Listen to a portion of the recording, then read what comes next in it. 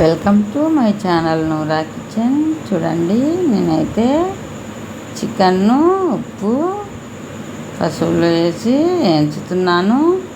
First ఉప్పు chicken ఉడకబెట్టి తర్వాత పసుపు ఆయిల్ వేసి ఎంచుతున్నాను.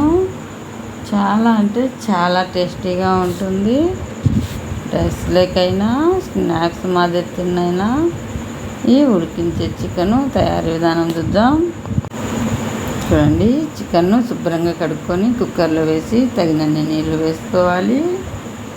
లైట్గా మాంసం మునిగేట్టుగా నీళ్ళు వేసుకొని కల్లుప్పు వేసుకోవాలి. రుచికి సరిపడా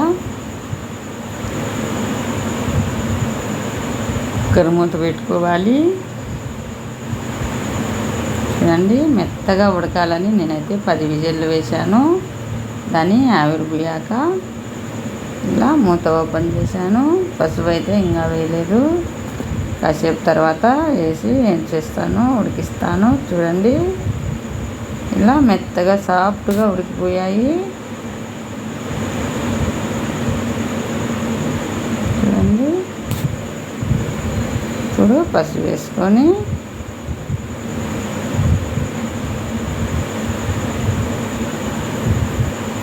చూడండి, మంట హై ఫ్లేమ్లో పెట్టుకొని ఇలా ఉడికించుకోవాలి.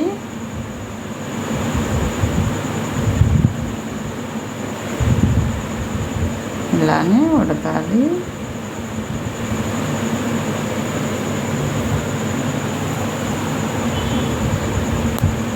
చూడండి, పచ్చివాసన వేడిగా బాగా ఉడికించుకోవాలి.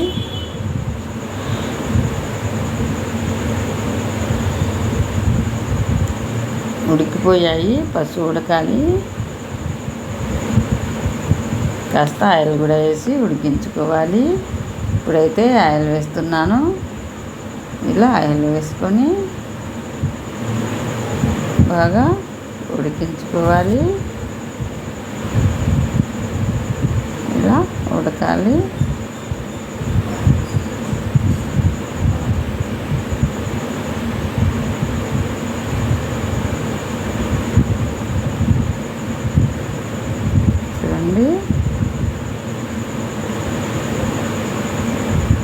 ఇలా ఉడికితే సరిపోతుంది. నీళ్ళు వద్దనుకుంటే ఇంకాసేపు ఉడికిస్తే సరిపోతుంది. లేదా నీళ్ళు వేసేటప్పుడు 2 టీ గ్లాసులు వేసుకుంటే సరిపోతుంది. నేనైతే నీళ్ళు అవసరమని వేశాను. చూడండి, ఈ నీళ్ళు కూడా రైస్లో వేసుకోవచ్చు, సూపు మాదిరి తాగొచ్చు, చాలా బాగుంటాయి.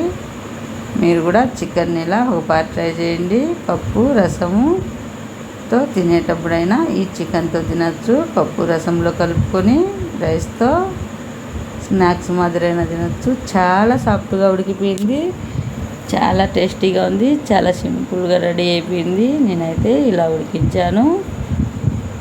వీడియో నచ్చితే లైక్ చేయండి, షేర్ చేయండి. Thank you for watching video.